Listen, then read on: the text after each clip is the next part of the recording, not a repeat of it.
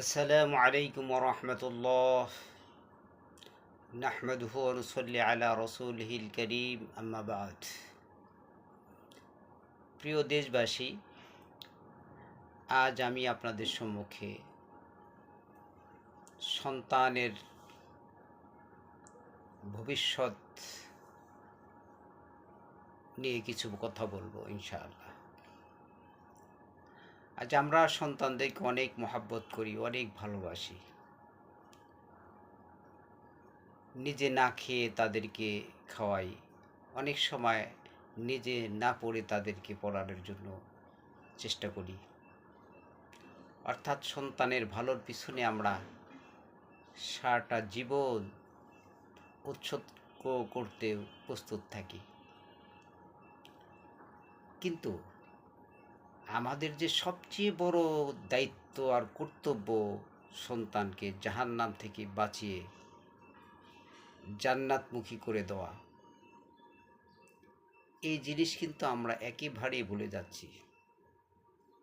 কেননা আল্লাহ পাক পবিত্র কোরআনে ঘোষণা করেছেন, কো আনফুসিকুম ওয়া আহলিকুম নার, তুমি নিজে জাহান্নাম থেকে বাঁচো, তোমার আহালকে জাহান্নাম থেকে বাঁচাও।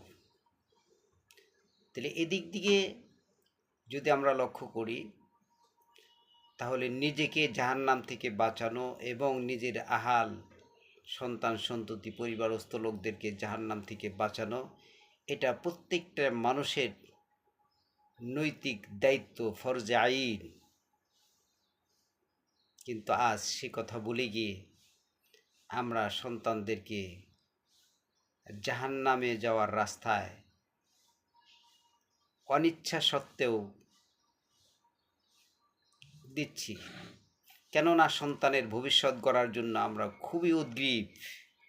সেক্ষেত্রে আমরা লেখাপড়া করানোর জন্য সবচেয়ে ভালো প্রতিষ্ঠান কোথায় পড়াশোনা ভালো হয়, কোন প্রতিষ্ঠানের রেজাল্ট ভালো, সেদিকে আমরা লক্ষ্য করি। সেই সমস্ত প্রতিষ্ঠানে লক্ষ লক্ষ টাকা ব্যয় করে তাদেরকে ভর্তি করি। কিন্তু এটা চিন্তা করি না যে যেই প্রতিষ্ঠানে আমি দিচ্ছি, এই প্রতিষ্ঠানে গেলে আমার ছেলে নামাজি হবে কি না, আমার ছেলে নামাজ পড়বে কি না, কোরআন পড়া শিখবে কি না, দিন শিখবে কি না, এটা কোনোই চিন্তা করি না। অথচ এই চিন্তা করা প্রত্যেকটা গার্জেনের জন্য সবচেয়ে জরুরি প্রয়োজন ছিল। প্রত্যেকটা মুসলমানের জন্য এটাই সবচেয়ে বড় কর্তব্য আর দায়িত্ব, সন্তান যেন জাহান্নামে না যায়। জাহান্নাম থেকে বাঁচতে হলে তো অবশ্যই তাকে এলেম শিখতে হবে, কোরআন হাদিস শিখতে হবে, জানতে হবে, বুঝতে হবে।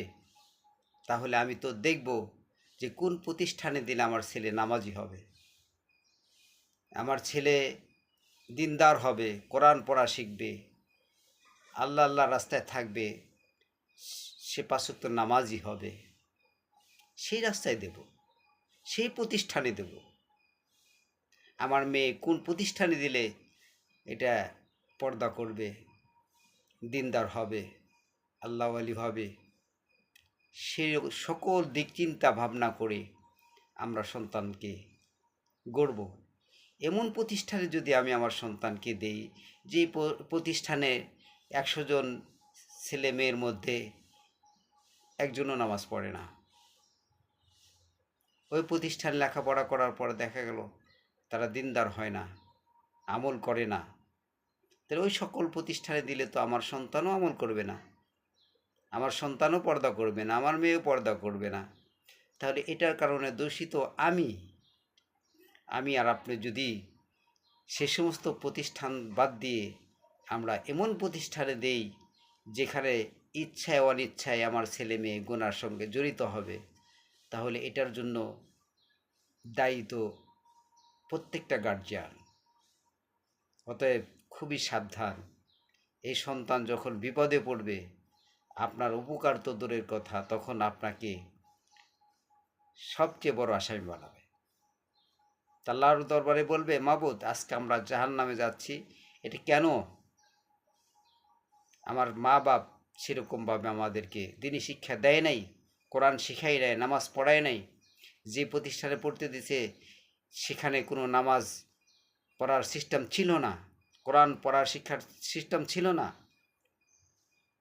জাগতিক শিক্ষার ক্ষেত্রে আমাদের বিদেশিদের কালচার অনুকরণ করতে হয়েছে, তাই আজকে আমরা জাহান্নামে। তো জাহান্নামে গেলে আমরা তাদেরকে নিয়েই যাব। অতএব আমাদের বাংলাদেশের মধ্যে একটা প্রতিষ্ঠান আছে যেটার মধ্যে 100% এরকমভাবে সর্বপ্রকার খারাপ কাজ থেকে মুক্ত, সেটা হলো মাদ্রাসা শিক্ষা। এই মাদ্রাসার মধ্যে ছেলেরা গেলে প্রত্যেকের মাথায় টুপি আসে, সুন্নতি লেবাস, মুখে দাড়ি, পাঁচ ওয়াক্ত নামাজ, আমল আখলাক সর্বদিক দিয়ে ভালো থাকে। এরা একমাত্র মাদ্রাসা শিক্ষা প্রতিষ্ঠানই 100% মদ, জুয়া, নেশা এই সমস্ত সব থেকে মাদক থেকে মুক্ত, যেখানে শিক্ষক শিক্ষিকা ছাত্র ছাত্রী তারা 100% নয়, 1,00,000-এর মধ্যে একটাও খুঁজে পাওয়া যাবে না যেখানে মাদ্রাসার হুজুররা, মাদ্রাসার ছাত্ররা নেশা করে। অতএব আমি যদি আমার সন্তানকে নেশা মুক্ত, মাদক মুক্ত, সন্ত্রাস মুক্ত, চাঁদাবাজি মুক্ত স্বর্ণের সন্তান গড়ে তুলতে চাই, তাহলে এই ধরনের দ্বীনি প্রতিষ্ঠান, মাদ্রাসা, যেখানে বাংলা, অঙ্ক, ইংরাজি, ভূগোল, ইতিহাস সব পড়ানো হয়, কোরআন হাদিস, মাসলা মাসাইল সবই শিক্ষা দেওয়া হয়, এরা হাফেজ, মাওলানা, মুফতি, মুহাদ্দিস, মাস্টার্স, ডাক্তার, ম্যাজিস্ট্রেট, ইঞ্জিনিয়ার সব হতে পারে। এটার পরেও যদি আপনার সন্তানকে এই দ্বীনি শিক্ষা থেকে বঞ্চিত করেন, তো আপনিও নেকি থেকে বঞ্চিত হলেন, আর আপনার সন্তানও নেকি থেকে বঞ্চিত হয়ে গুনার কাজের সাথে জড়িত হয়ে গেল। মনে রাখবেন, এই বিপদ আপনারই হবে। অতএব আমি ঠান্ডা মাথায় সুস্থ মস্তিষ্কে সকল গার্জিয়ানকে, সকল অভিভাবকবৃন্দকে সঠিক সিদ্ধান্ত নিয়ে এই অমূল্য সম্পদ সন্তানকে আমরা দ্বীন শিক্ষা দিয়ে এদেরকে জাহান্নাম থেকে বাঁচাই, আমরাও নিজেরা জাহান্নাম থেকে বাঁচার জন্য চেষ্টা করি, সন্তানকে দ্বীনি প্রতিষ্ঠানে ভর্তি করে দিই। মাদ্রাসা শিক্ষা এর সঙ্গে বর্তমান কোনো শিক্ষার কোনো তুলনা হয় না, যেখানে জেনারেল শিক্ষা আর দ্বীনি শিক্ষা উভয়টা হয়।